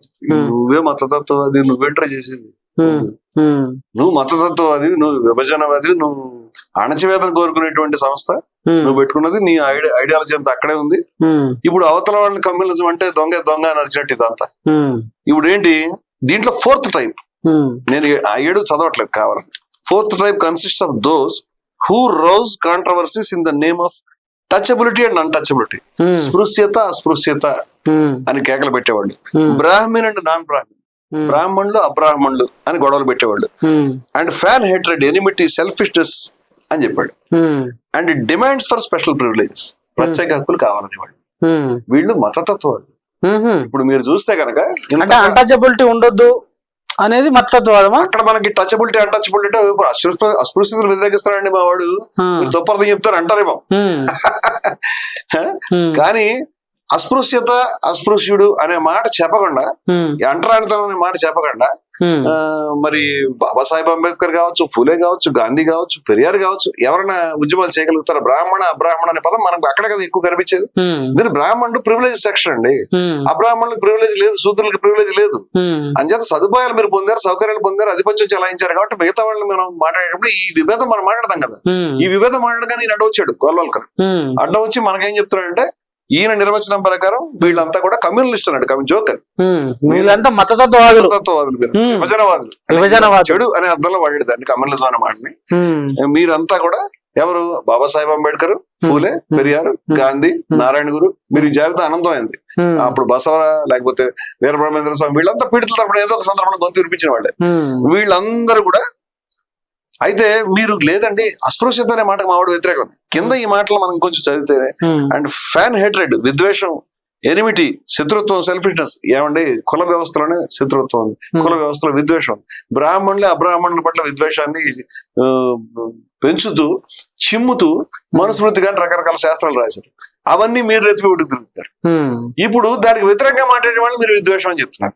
ఈ చివరి మాట మరీ danger. And demands for special privileges, ప్రత్యేక సదుపాయాలు కావాలి. రిజర్వేషన్ కావాలి ఏంటంటే రిజర్వేషన్, మాకు రిజర్వేషన్ కావాలి బీసీలు, కానీ మండల్ కమిషన్ ప్రకటించినప్పుడు దానికి అనుకూలంగా నిలబడేటువంటి వాళ్ళు నిలబడితే దానికి వ్యతిరేకంగా ఊరు ఉద్యమాలు చేసింది ఏళ్ళసరేది అందరికీ తెలిసే విషయం, నేకెడ్ ఫ్యాక్ట్ అది. ఇప్పుడు మండలికి వ్యతిరేకంగా కమండల్ని మేము తీసుకొస్తున్నాము, రామజన్మభూమి బీరాలు పోయింది వీళ్ళే.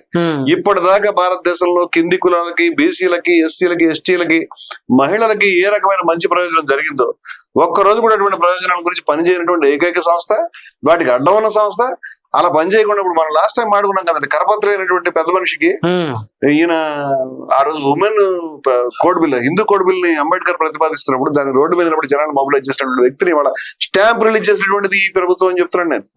మీరు సోషల్ ట్రాన్స్ఫర్మేషన్ వ్యతిరేకం, ఈ కమ్అట్ హోసబలే గారు రిజర్వేషన్ ఎత్తేమని చెప్పండి, స్పెషల్ ప్రివిలేజ్ ఎత్తేమని చెప్పండి. ఇది ఒకటే కాదండి, ఇంకా చెప్తున్నాడు ఏడో టైపు కమ్యూనిస్ట్ లో మళ్ళీ ఇదే మాట అన్నాడు, విచ్ అగ్రవేట్స్ డిఫరెన్సెస్ ఆఫ్ క్యాస్ట్. కుల విభేదాలను రెచ్చగొడతామండి. ఎవరు రెచ్చగొడతారు? కుల విభేదాలు లేవా? ఎప్పటి నుంచో ఉన్నాయి కదా. కుల విద్వేషం అణచివేత లేదా? ఎప్పటి నుంచో ఉంది కదా. పీడితులు ఎవరైనా చదువుకొనిచ్చారా? కుల విద్వేషం రెచ్చగొట్టేది మనుస్మృతి. మీరు ఏదైతే ఆరాధన ఇంకా చెప్తారో అది, కానీ మీరు అట్లా చెప్పడం లేదు. Caste, creed, language etcetera and fans mutual hatred achieve electoral ends.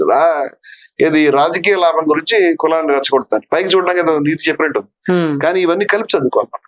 కలిపి చదువుకుంటే ఎవరైతే పీడిత ప్రజలకి ప్రయోజనాలు కావాలంటారు, ఎవరైతే మండల కమిషన్ తీసుకురండి, కాకకాల కమిషన్ నియమించండి, బీసీలకు ఉపకారం చేయండి, చట్టసభలో బీసీలు రిజర్వేషన్లు కావాలంటారు, వర్గీకరణ కావాలంటారు, లేకపోతే ఎస్సీలు రిజర్వేషన్ కావాలి, ఎస్టీలు రిజర్వేషన్ కావాలి, ఇవన్నీ కూడా వీరి దృష్టిలో నేరాలు. అందుకని వాటిని ఈ నేరాలు పెట్టి వాళ్ళందరినీ ఆయన చెప్పిన 7 లిస్టులో 2 సార్లు యాడ్ చేశాడు ఆయన. అది ఇంకా ఆశ్చర్యం అండి. ఇంకొంచెం ముందుకు వెళ్ళి మనం చూద్దామండి బంచ్ ఆఫ్ థాట్స్ లో. ఇది 169 పేజీ చెప్తున్నానండి, తెలుగులో కూడా చదవచ్చు.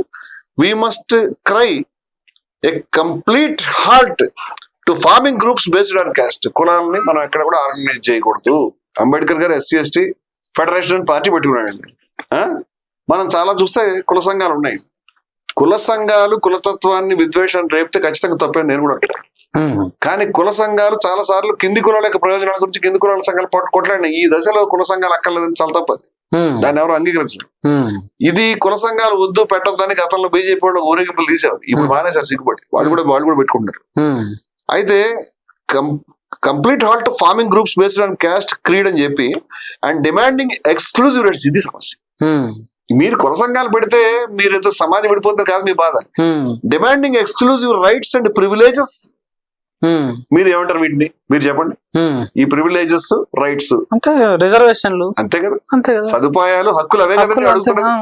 ఓసే SC ST యాక్ట్ మేము ఇంతకాలం బాధపడ్డాం కాబట్టి అయినా దాడులు జరుగుతున్నాయి కదా. ఎక్కడైనా ఇప్పటిదాకా మాలబాధికులు వెళ్లి అగ్రకులాల మీద, బ్రాహ్మణుల మీద, లేకపోతే రెడ్ల మీద దాడి చేసిన సంఘటన మనం చూసాం. అయినా ఇన్ని చట్టాలున్నా మళ్ళీ వాళ్ళ మీద దాడులు జరుగుతున్నాయి కదా. ఇప్పుడు and demanding exclusive rights and privileges, services, financial AIDS అంటే సర్వీస్ అంటే ఉద్యోగాల్లో, అలాగే ఫైనాన్షియల్ ఎయిడ్స్ అంటే ఆర్థికమైన లాభాలు, అడ్మిషన్ ఇన్ ఎడ్యుకేషనల్ ఇన్స్టిట్యూషన్స్ అంటే స్కూళ్ళలో చేర్చుకునేటప్పుడు, కాలేజీలో చేర్చుకున్నప్పుడు, ఇంజనీరింగ్ కాలేజీలో చేర్చుకున్నప్పుడు రిజర్వేషన్ ఉండదు అని చెప్తే నాకేం అర్థం కావట్లేదు విషయం. And all such other fields, అన్ని రంగాల్లో కూడా ఇటువంటివి అడగకూడదు. ఇది బంద్ చేయాలి. To talk and think in terms of minorities and communities. మైనారిటీల గురించి కానీ లేకపోతే కింద కులాల గురించి కానీ should be totally put an end to, అంతా కూడా మొత్తం ముగించండి, రిజర్వేషన్ అడగండి, అలాంటి అడగడం మానేయాలి. ఎంత స్పష్టంగా చెప్తున్నాడు. దీని రిజర్వేషన్ల వ్యతిరేకత. ఉద్యోగాలలో రిజర్వేషన్లు మనకి అడగొద్దంటున్నాడు, కాలేజీలలో అవకాశాలు అడగొద్దంటున్నాడు, రిజర్వేషన్లు వద్దంటున్నారు, తర్వాత వీళ్ళకి ఇచ్చే ఎస్సీ ఎస్టీ సప్లాన్లు కూడా అడగొద్దంటున్నాడు. చాలా క్లియర్ గా రిటర్న్ గా రాసి పెట్టాడు. ఈ మాటలు స్పష్టంగా ప్రింట్ చేసుకుని ఇది ఎందుకు మన రిజర్వేషన్ ఎలా వచ్చినాయి, మీరు మళ్ళీ వెనక్కి వెళ్తే కనుక మనకున్నటువంటి ఈక్వాలిటీ, మనకున్నటువంటి సోషలిజం, ఈ సోషలిజం అనేటువంటి మాట ఈక్వాలిటీ అనేటువంటి సుప్రీంకోర్టు చెప్తుంది. ఈక్వాలిటీ అనే ప్రిన్సిపల్ మనకి ఏదైతే ఉన్నదో దాన్ని బట్టి మనకి ఇవన్నీ వస్తున్నాయి. వీడికి ఆ బేసిక్ స్ట్రక్చర్ తోటి ప్రాబ్లం ఉంది అని చెప్పి దాన్ని తీసేయమంటాడు. తీసేయమని నీకేం ప్రాబ్లం ఉంది దాంట్లో? ఇందిరాగాంధీ పెట్టినా ఎవరు పెట్టినా పువ్వు దేవాలయంలో పెడితే, లేకపోతే ఎవరైనా ఒక మంచి ఎటక తీసుకొచ్చి పెడితే దానికి ఏం సమస్య వచ్చింది? అదేమైనా బాంబు పెడితే సమస్య కానీ అదేమైనా నష్టం చేసిందా? బేసిక్ ఫ్రేమ్ ఏదైతే ఉన్నదో ఈ బేసిక్ ఫ్రేమ్ కి అనుకూలమైనటువంటి విషయం, మీకు బేసిక్ ఫ్రేమ్ తో ప్రాబ్లం ఉంది, కమ్అట్. హోసబలే గానీ RSS గానీ మీరు బయటకు వచ్చి మాకు బేసిక్ ఫ్రేమ్ తో ప్రాబ్లం ఉంది, ఈ మాటలన్నీ చెప్పని చెప్తున్నాను నేను. ఇది ఉండబట్టే మీ మైండ్ లో ఇవన్నీ చేస్తున్నారు. ఇదే కాకుండా ఇంకొక మాట నేను చెప్తానండి, ఇది కూడా చాలా ముఖ్యమైనటువంటి మాటలు. రిజర్వేషన్లు మొట్టమొదటి రాజ్యాంగంలో 10 సంవత్సరాలకి ఇవ్వడం అనేది వీళ్ళ గుండెల్లో రాయబడింది. దాన్ని కూడా వాళ్ళు అంగీకరించలేపారు. ఇప్పుడు ఏం చెప్తున్నాడు, ఇది 356 పేజీ నుంచి చదువుతానండి నేను. ఈ మాట చెప్తున్నానండి, ఎందుకంటే it goes without saying that if any one is suffering from any disability social or political on account of what is called caste, కులం అనే పేరు మీద ఎవరైనా సాంఘికమైన రాజకీయమైనటువంటి ఎవరైనా ఒక లోటుకి వాళ్ళు గురవుతున్నారుగా, నీకు తెలియదు ఆ విషయం, సరే గురవుతుంటే that must be removed completely, అది తీసేయాలని చెప్పాడు. చెప్పి ఇంకేం చెప్తున్నాడు, doctor Ambedkar had envisaged the special privileges for scheduled caste for only 10 years. తీసేయమన్నావు కదా, నువ్వే చెప్పావు కదా, నిజాయితీ ఉందా మాట మీద? ఇప్పుడు అంబేద్కర్ గారు 10 సంవత్సరాలు మాత్రమే దీన్ని ప్రతిపాదించారు, రైట్. దాన్ని ఏం చేయాలి మనం? ఆ అసమానతలు పోయేదాకా మనం దాన్ని ఎక్స్టెండ్ చేసుకోవాలి కదా. From the day we became republic in 1950 నుంచి 10 సంవత్సరాలు మాత్రం ఉండాలి. But it is going on being extended continued special privileges on the basis of caste only. ఇది కొనసాగిస్తూనే ఉన్నారు కులం ప్రాతిపదిక మీద ఏడుస్తున్నాడు. It is bound to create vested interest in them. దాని వల్ల వాళ్ళలో రకరకాల ప్రయోజనాలు, రకరకాల ధోరణులు వస్తాయి. రిమైనింగ్ యాజ్ సెపరేట్ ఎంట్రీ, వాళ్ళు దానివల్ల సెపరేట్ గా ఉంటారట. That would harm their integration with rest of the society. రిజర్వేషన్లు అనేటువంటివి 10 సంవత్సరాలు దాటి కొనసాగించడం వల్ల ఎస్సీ ఎస్టీలు సమాజంలో కలవట్లేదు. ఇందాక మనం ఏమన్నాడు, విభజనవాదం అన్నాడు, విభజన ధోరణులు అన్నాడు, మతతత్వం అన్నాడు. ఇదే మైండ్ లో రిజర్వేషన్లు 1950 తర్వాత నోట్లో తీయగా మాట్లాడుతూ మనసులో విషం పెట్టినటువంటి మాటలు ఇవి పోవాలని చెప్తూనే పైకి మాటలు అవన్నీ, గాలికి చివరి మాటలు. కానీ లోపల హృదయంలో ఉన్నది ఏంటంటే అసలు ఇది ఉండకూడదు, ఇది విభజనవాదం, పనికిరాదని చెప్తున్నాడు క్లియర్ గా. మరి ఇప్పుడు మళ్ళీ రిజర్వేషన్లు ఎక్స్టెండ్ చేయడంలో దేశ ప్రజలందరిలో ఉన్నటువంటి ఒత్తిడి వల్ల వాళ్ళకి ఇష్టం లేకపోయినా తప్పనిసరిగా దానికి వాళ్ళు కొనసాగించడం చేస్తారు. మనం చూసే కులగణన అనేది వాళ్ళు అడ్డం, పనికిరాదు, విభజనవాదం అని అన్ని మాటలు మాట్లాడారు. ఈ విభజనవాదం మాటలు గోల్వాల్కర్వి. ఈ ప్రభుత్వం యొక్క ఎజెండా గోల్వాల్కర్ యొక్క సిద్ధాంతం. ఈ గోల్వాల్కర్ యొక్క సిద్ధాంతం ప్రకారం మొత్తం దీన్ని తీసి హిందూ రాజ్యాంగం వచ్చేదాకా వాళ్ళు విశ్రమించరు. అప్పటిదాకా కదుపుతూ ఉంటారు, ఒక్కోసారి ఒకటి పీకుతూ ఉంటారు, మళ్ళీ పెడుతుంటారు, మళ్ళీ మొత్తం పీకేసి మనం మాయం చేసి మనం మొత్తం చేస్తారు. చిట్ట చివరికి మనకి ఈక్వాలిటీ లేకుండా ఏమీ లేకుండా మనం చేయాలని వాళ్ళ ఉద్దేశం. అందుకని ఇంకొంచెం ముందుకెళ్ళి అంటాడు, there is no caste which is without its own poor, the needy and the destitute. పేదవాళ్ళు కానటువంటి కులం లేదట. పేదవాళ్ళు కానిటువంటి వాళ్ళు, అవసరంలో లేనటువంటి వాళ్ళు అనేటువంటి కులం లేదు. It would therefore be proper that privileges should be based on the economic conditions of the people. ఆర్థిక ప్రాతిపదిక మీద రిజర్వేషన్లు పెట్టండి. గోల్వాల్కర్ గారి మనసు. That will ease out matters and the heart burning among the others, that the so-called Harijans alone are enjoying privileges will also be removed. అంటే సమాజంలో దళితులకి, ఎస్సీలకి, ఎస్టీలకి రిజర్వేషన్లు ఇచ్చారు, మిగతా వాళ్ళకంటే హార్ట్ బర్నింగ్, గుండెలు మండిపోతారండి పాపం. చాలా బాగా చూస్తున్నారు వీళ్ళు, నిజమైన మంట ఎక్కడ ఉందో. వీళ్ళు దళితులు దాడులు ఎదుర్కొన్నప్పుడు, దళితులు బాధలు పడినప్పుడు, దళితుల మీద దుర్మార్గాలు జరిగినప్పుడు ఒక్కసారి నోరు విప్పిన వాళ్ళు. పైగా అవన్నీ హోక్స్ అని చెప్పడానికి వీరు కూడా ఈ పుస్తకాల్లో మళ్ళీ రాశారు. అది నేను వేరే సందర్భంలో మాట్లాడతాను. అయితే ఇక్కడ ఏమని చెప్తానంటే, ఈ హృదయంలో మంట పోవాలంటే తీసేయండి, కుల ప్రాతిపదిక రిజర్వేషన్ తీసేయండి, ఆర్థిక ప్రాతిపదిక రిజర్వేషన్ పెట్టండి అని చెప్తున్నాడు. ఇప్పుడు ఇది వీరి యొక్క అంతిమ ఆశయం. నేనేమంటానంటే కుల ప్రాతిపదిక మీద రిజర్వేషన్ ఎందుకు పెట్టారు మనం ఆలోచించుకోవాలి. కుల ప్రాతిపదిక మీద వివక్ష ఎదుర్కొన్నారు కాబట్టి, కుల ప్రాతిపదిక మీద అణచివేతకు వేల సంవత్సరాలకు గురయ్యారు కాబట్టి, కుల ప్రాతిపదిక మీద అమానమైనటువంటి జీవనాన్ని వాళ్ళు కొనసాగిస్తారు కాబట్టి, కనీస సౌకర్యాలు లేకుండా పోయినాయి కాబట్టి రిజర్వేషన్ కుల ప్రాతిపదిక మీద పెట్టారు. ఆర్థిక ప్రాతిపదిక మీద పేదవాళ్ళని అణిచేశారా? పేదవాళ్ళని అంటారని వాళ్ళు పేదవాళ్ళని ఊరి బయట బతికారా? పేదవాళ్ళని విద్యకు గురి చేశారా? లేదే. ఈ రోజుకి మనకు తెలుసు, కోట్ల రూపాయల ఆస్తి ఉన్నప్పటికీ ఒక అగ్రకులమైనటువంటి వ్యక్తి, కోట్ల రూపాయల ఆస్తి ఉన్నటువంటి దళితుడు ఇద్దరు సమానం కాదు. మనం ప్రణయ్ అమృత కేసు చూసామండి. ఆయన మారుతిరావు గారికి పెద్ద ఆస్తి 100 కోట్ల ఆస్తి ఉందని చెప్తారు. ప్రణయ్ వాళ్ళు ఏం పేదవాళ్ళు కాదండి, వాళ్ళకి కూడా కొన్ని కోట్లు ఉన్నాయి. ఆ 100 కోట్లు లేకపోవచ్చు కానీ కొన్ని కోట్లు అయితే ఉన్నాయి. అయినప్పటికీ ఆ ప్రణయం చంపేశారు. ఎందుకంటే నువ్వు దళితుడివి, నీ దగ్గర కోట్లున్నా మాకు సంబంధం లేదు. కానీ ఇది మొత్తం కాదు, ఇదంతా సమస్య అంతా ఆర్థికమే అని ఆలోచించేవాళ్ళు. వాళ్ళకి కులం అర్థం కాలేదు, సాంఘికమైనటువంటి సామాజికమైన దోపిడీ అర్థం కాలేదు. ప్రియాంబుల్లో సోషల్ ఈక్వాలిటీ అనే మాట కూడా రాశారనే విషయం వీళ్ళు మర్చిపోయారు. అంచేత సోషల్ ప్రాతిపదిక, సామాజిక వర్గాలకు సంబంధించిన ప్రాతిపదిక తీసేయండి, ఆర్థిక ప్రాతిపదిక పెట్టండి అని చెప్పి వీళ్ళ కళ నెరవేర్చుకోవడానికి ఈ దుర్మార్గులు అగ్ర కులాలకి ఎటువంటి సర్వే లేకుండా మొన్న రిజర్వేషన్ అనేది 10% రిజర్వేషన్ ఇవ్వడం అనేది జరిగింది. ఇది మళ్ళీ అడుగుతున్నాం. ఈ దీనికి సంబంధించి మనకి తెలంగాణలో సర్వే చేశారు, రేవంత్ రెడ్డి గారు సర్వే చేసినప్పుడు తేలిన విషయం అంటే 15% అగ్ర కులాలు. 15%లో ఎంతమంది పేదలు ఉన్నారు? ఇప్పుడు అగ్ర కులాల్లో పేదలు 10% ఉన్నారు. వాళ్ళు మొత్తం దేశవ్యాప్తంగా సర్వే చేయడానికి మొన్నటిదాకా వ్యతిరేకం. ప్రజా ఒత్తిడికి తలొగ్గి వాళ్ళ కేంద్ర ప్రభుత్వం RSS వాళ్ళు జెండా ఊపితే అయిష్టంగానే ఈ పనులని కూడా అసలు రిజర్వేషన్ ఎత్తేయాలని మీరు కోరుకుంటారు. ఏమంటారు? మనకు ఓట్లు రావు, మన ప్రభుత్వం చీ అంటారు. బయట తిరుగుబాటు వస్తుంది దేశంలో. ఆయన అంబేద్కర్ చెప్పాడు మొత్తం బద్దలు కొడతారు తురాంతరం. అంచేత ఆ భయానికి తలొగ్గి మీరు కొనసాగిస్తా ఉన్నారు. ఏదో రోజు ఎత్తేయాలని మీరు కోరుకుంటారు. మీ మనసులో ఉన్నది అదే. అంచేత ఈ ఆర్థిక సమానత్వం రూపంలో వస్తున్నటువంటి భూమి దున్నేవాడికి భూమికి, అలాగే సాంఘిక సమానత్వం రూపంలో, ఆర్థిక సమానత్వం రూపంలో వస్తున్నటువంటి రిజర్వేషన్లకి, ఇలాంటి అనేక విధానాలకి వీళ్ళు వ్యతిరేకం కాబట్టి, వీళ్ళు మనసులో ఇవన్నీ పదే పదే రాసుకున్నారు కాబట్టి వీళ్ళు ఇప్పుడు దీని మూలమైనటువంటి ఈ పదాలను తీసేయండి. నెక్స్ట్ ఏం చెప్తారు? రాజ్యాంగంలో దీని బేసిక్ స్ట్రక్చర్ ఇది అని మనం చెప్పినంతకాలం వాళ్ళు తీయలేరు. బేసిక్ స్ట్రక్చర్ అనడం మానేయండి. ఈ బేసిక్ స్ట్రక్చర్ ని మీరు ఆల్టర్ చేయడానికి మీరు మళ్ళీ తీసుకొచ్చి వేరే వేరే పదాలను పెట్టుకోవడానికి వాళ్ళకి అవకాశం కావాలి. ఈ పదాలు అడ్డు ఉన్నాయి వీళ్ళకి. అందుచేత ఏమి సంక్షేమ రాజ్యం అంటే మీకేం సమస్య? ఏమి మతతత్వ రాజ్యం పెట్టాలని ఆయన స్పష్టంగా చెప్పాడు కదా. అది మనం గతంలో కూడా మాట్లాడుకున్నాం. మతతత్వ రాజ్యం ఏర్పాటు చేస్తాము, రాజ్యాంగాన్ని వ్యతిరేకిస్తాము, మేము ఈ రిజర్వేషన్ల విధానానికి వ్యతిరేకంగా ఉన్నాము, ఈక్వాలిటీకి వ్యతిరేకంగా ఉన్నామని మీరు ఓపెన్ గా చెప్తే మాకు అర్థం. అలా కాకుండా పదాల చర్చ అని చాలా మంది వెళ్ళిపోయి అంబేద్కర్ హృదయం ఈక్వాలిటీ కాదా? నీ హృదయం ఈక్వాలిటీ కాదు, దుర్మార్గుడు. సమరసత అనేటువంటి ఒక దుర్మార్గమైన పదాన్ని కాయిన్ చేసింది సంఘ పరివార్. ఎందుకంటే సమానత్వం అనలేక, ఎందుకంటే సమానత్వం అనేటువంటిది ఆ మాట అనడానికి వాళ్ళ నోరు రాదు. కానీ హిందూ మతంలో సమానత్వం, వేదంలో సమానత్వ సూక్తం ఉంది, నీకు తెలియదు ఆ విషయం. నీకు సమానత్వం పనికిరాదు, అసమానత్వమే ఉండాలి. కాబట్టి ఈ మనసులో సమరసత అనే మాటకి మీరు ఇంగ్లీష్ మాట, మీరు హార్మోని అనేటువంటి మాట వస్తుంది. పొందిక, అనువుగా ఉండడం అంటే మీరు నేను ఒకళ్ళతో గొడవలు లేకుండా ఉంటాం. ఏమండి, దళితుడు హక్కులు అడగకపోతే, దళితుడు వెట్టి చాకరీ చేసుకుంటూ తెలంగాణ రాకముందు మన సాయుధ పోరాటాలు జరగకపోతే గతంలో ఎట్లా ఉండేవారు? పెద్ద పెద్ద భూస్వాములు ఉండేవారు, వాళ్ళ దగ్గర వేల ఎకరాలు ఉండేవి, వీళ్ళ దగ్గర ఏముండేవి కాదు, వెట్టి చేసేవారు. అది సమరసతే వీళ్ళ దృష్టిలో, ఎందుకంటే అనువుగా ఉంటారు. కానీ సమానత్వం కావాలంటే సమానత్వం రాసేది ఉంటివి. సమానత్వం అనే దాన్ని నువ్వు అంగీకరించవు, సమానత్వం రాజ్యాంగంలో ఒప్పుకో, సమానత్వం బయట ఒప్పుకో, నీ సంస్థలో ఒప్పుకో, చివరికి నీ కాన్స్టిట్యూషన్ కూడా ఈ మాట రాసుకోలేదు. అంచేత వీళ్ళ స్వభావం, వీళ్ళ ఐడియాలజీ. మీకు సమానత్వం కావాలా, అసమానత్వం కావాలా?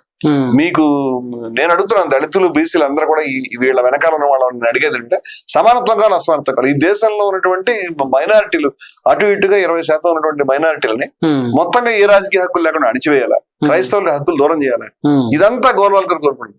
ఈ గోల్వాల్కర్ యొక్క ఎజెండాను ముందుకు పెట్టడానికే చర్యలు జరుగుతా ఉన్నాయి. దాని గురించి మాట్లాడతారు. ఇవాళ మళ్ళీ హోసబాలే గారు రేపు లేదండి, నా ఉద్దేశం అది కాదంట. సుప్రీంకోర్టు అన్న తర్వాత మీరు ఆగాలి కదా. దేశం సుప్రీంకోర్టు మించింది ఉందా? సుప్రీంకోర్టు దీనికి భాష్యం చెప్పిన తర్వాత, ఒకసారి కదా పదే చెప్పిన తర్వాత కూడా మీరు మళ్ళీ దాన్ని తీస్తున్నారంటే మీ మనసులో ఉద్దేశం ఇదే అని మేము చెప్తున్నాం. ఈ ఉద్దేశాన్ని ఎట్టి పరిస్థితుల్లో కూడా దళితులు, బీసీలు, కింది కులాలు ఎట్టి పరిస్థితులు ఆమోదించకూడదు. దీన్ని ప్రతిఘటించాలని నేను స్పష్టంగా మనం చేస్తాను. ఇటువంటి ఎజెండా కలిగినటువంటి ఈ సంస్థల్ని వీళ్ళ స్వభావం, వీళ్ళ యొక్క సిద్ధాంతం వదులుచుకుని మారే వరకు వీళ్ళకి మద్దతు ఇవ్వకూడదు, వీళ్ళకి అనుకూలంగా ఉండకూడదని నేను అలర్ట్ గా ఉండాలి ఈ శక్తుల పట్ల అని యావత్ ప్రజానికానికి నేను విజ్ఞప్తి చేస్తాను. Thank you very much Ramanamurthy గారు. ప్రజలారా విన్నారు కదా, యాక్చువల్ గా వీళ్ళకున్న సమస్య ఆ రెండు పదాలు కాదు, వీళ్ళ భావజాలానికి సమానత్వం వ్యతిరేకము, మత రాజ్యానికి సమానత్వ రాజ్యం వ్యతిరేకము, ఈ లౌకికత్వం కూడా ఎట్లా వ్యతిరేకము, వాళ్ళు ఏమేమి రాశారు అనేది ఇగో ఇంగ్లీష్ సంబంధించిన బంచ్ ఆఫ్ థాట్స్. దీన్నే తెలుగులో పాంచజన్యం పేరుతోటి ట్రాన్స్లేట్ చేసినారు. ఈ పుస్తకాలను కోట్ చేస్తూ అదేవిధంగా ఆర్ఎస్ఎస్ సంబంధించిన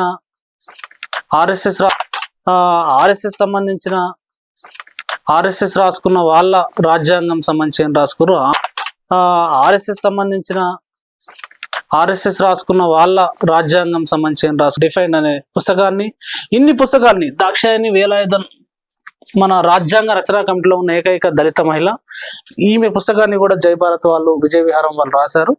ఈ పుస్తకాలు, ఇన్ని పుస్తకాల్లో అనేక అంశాలని ప్రస్తావిస్తూ అసలు వాళ్ళు ఫండమెంటల్ గా భారత రాజ్యాంగ స్ట్రక్చర్ కి ఎట్లా వ్యతిరేకంగా ఉన్నారు, భారత లౌకిక వ్యవస్థకి అందరు సమానంగా ఉండాలనే దానికి, ఈ కులాలకు సంబంధించిన అంశంలో కూడా కులాలు ఉండాలి, వివక్షలు అట్నే ఉండాలి, కులాల వివక్షల ఆధారంగా వచ్చిన రిజర్వేషన్లు అనేవి ఉండకూడదు, ఆ రిజర్వేషన్లు అదేవిధంగా ఎస్సీ ఎస్టీ సప్లాన్లు కానీ కాలేజీలలో కానీ జాబ్స్లో కానీ వాళ్ళ రిజర్వేషన్లు అనేవి ఉండకూడదు అనే లక్ష్యం నుంచి ఇవన్నీ మాట్లాడుతున్నారు. ఇది ఏదో ఈ పూటకు జరిగిన కామెంట్ కాదు అనే అంశాలని ఆధారాలతో సహా రమణమూర్తి గారు చెప్పారు.